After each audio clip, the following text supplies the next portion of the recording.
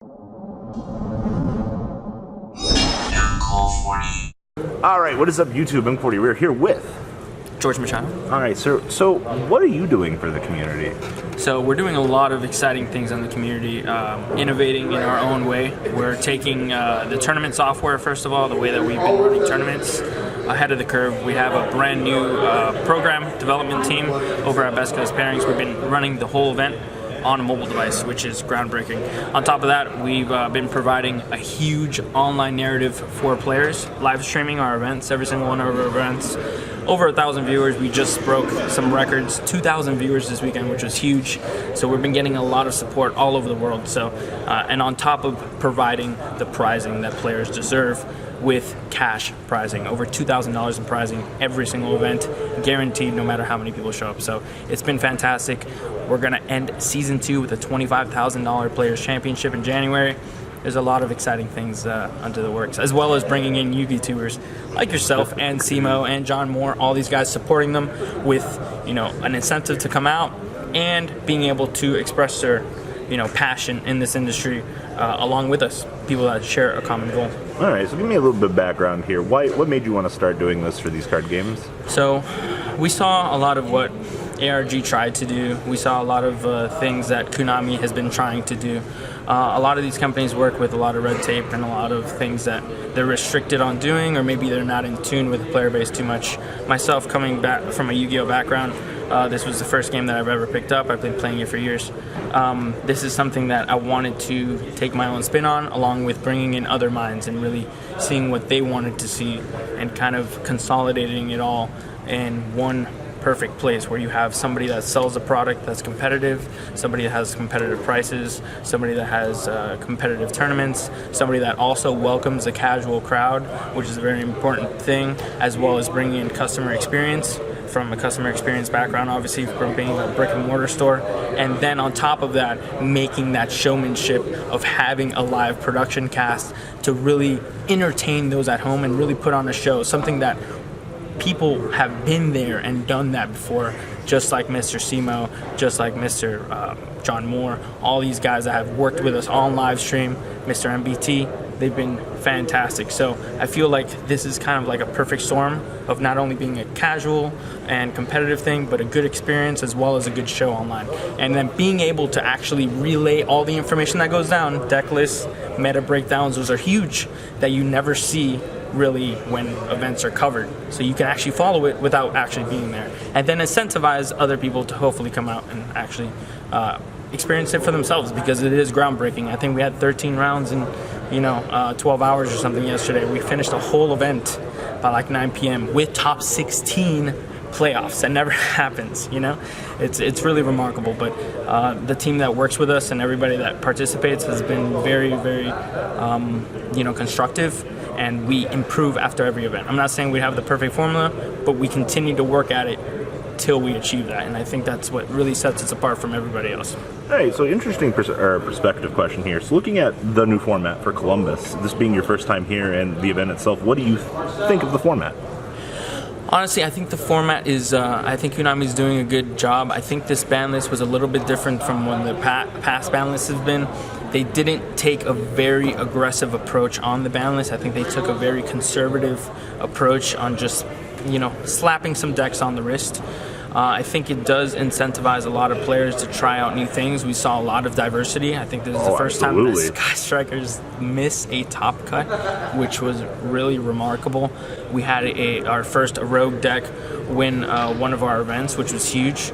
But what I like is the variety of decks and the variety of players that are actually topping these events. And I saw a comment on Facebook kind of taking a shot at some of the champions of the Pro Play Tour, but honestly, there's been a lot of good competition at these events. You've had people like Dominic Couch, you've had people like Cameron, you've had people like Triff Gaming, Robbie Cole himself here. We have DeBlessin. We have so many like legitimate, Kamal Crooks, all these, we have so many legitimate players that actually come out to these events, and sometimes they miss. And you don't see them miss at regionals, but they miss here.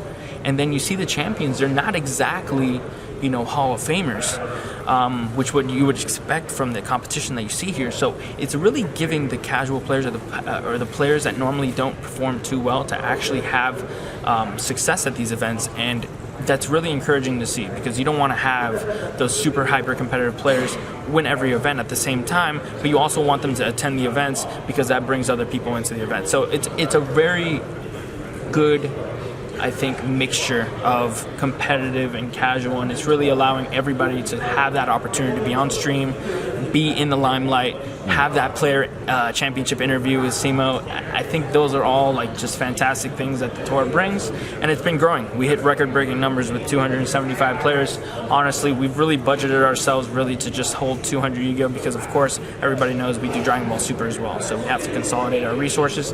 But we've done a really good job on it, and we're planning for growth in season 3. So why should a player come to this event? What do you, so besides competitive, the experience, why should little Timmy come out to your event? There's a lot of things to do. I think the experience is great. Having YouTube personalities like yourself and Simo, who's usually here at every event, is great, because you get to meet them for the first time. You get to interact with them, whether it be for a minute or two. You get to see what actually goes on. There's a lot of different games here too. I've seen a lot of Dragon Ball players play Dragon Ball one day, then YuGiOh the next day. There's usually 2 days worth of events. Granted that there's not a regional on the next day. Today, I think this is our second day of Columbus. There's a regional, so we're not doing anything YuGiOh here because we want to support the YuGiOh community. We're not trying to divide it. So we want everybody to have a weekend full of games, whether it be at our venue or across our venue. We had a con yesterday. We had a con in the venue, so people can go out and experience something as well. And if there isn't something to experience in the venue, we'll always have side events, and we'll have a prize wall. That prize wall will allow you to get anything that you want, and anything up to a Nintendo Switch. We have a lot of exclusive pops on there. We have exclusive figurines. It's really cool because we get creative with that. That way, you're not just playing in a Win-A-Mat. You're not just playing in a Win-A-Box. You can use those tickets for anything that you want. So that prize wall really brings something that YuGiOh has not brought to the table yet, and Pokemon has done a great job at doing. So we look at other games, we look at what they're doing, we see what works, and I think that's a great selling point to getting those little Timmies to come out, because not only are they, oh man, I didn't really do well in the main event, I have so many things to do with the side event, and on top of that, we're bringing a really friendly environment to allow them to play. Oh, it's definitely friendly. Absolutely. In different things. So going forward, what can we look forward to seeing for season 3? I know you got a lot of planning to still do, but what do you want? So what I want is I want to definitely fill in the shoes of other tournament organizers that have kind of dropped from the running on supporting games like Cardfight Vanguard and YuGiOh. Those have been games that usually 2 tournament organizers have used independently to incorporate into the series. We want to really fill in the locations, primarily the Midwest and the West Coast, in order to really get them into playing these events more consistently. We want to get more people yielded invites to the Players Championship, so we're looking into store qualifiers, but a little bit more unique take on the store qualifiers. We want to make them a little bit more prestigious, a little bit more official, a little bit more to do with the rankings. That way they can incorporate themselves with the rankings. We didn't want to jump right into it and just do store championship qualifiers. We wanted to make sure that we had the formula well, and maybe have some potential additions and exclusive things that we can add into there that really made it worth it for players to come out, and can really give the local game stores that attendance that they're looking for, whether it be once a month or once every 2 months or once every 3 months. We want to make sure that everything isn't set before we actually execute that game plan. But that's definitely going to be a way to get the local community really hyped, or that region really hyped, when we come to town. So when will we be looking at season 3 officially trying to kick off? When can we look for announcements for that? Our team is actually currently working on it. We really want to get something rolling latest by the Players Championship. We want to have an announcement by the Players Championship, like the latest. It might come even earlier as a Christmas gift during Pro Play Tour Las Vegas, which is December 14th and 15th. But right now, we want to tread very lightly. We want to make sure we don't step on the toes of other games. Konami obviously is making their schedule for 2020 as well. We want to make sure that it's a very filled-in schedule for players to go to both YCSs, regionals, and Pro Play Tours, because our main goal here is not like other series where we want to rip people from other organized play, official organized play supported companies. We have experience working with organized play companies like Konami and Bandai and Wizards of the Coast. These are all companies that we've premier tournament organized for and are doing currently. So we understand the quota that they need to meet for these events, and we don't want to rip that out of their hands. So we want to tread very lightly with making dates, because we don't really like changing our tour schedule, which we did for Columbus, by the way.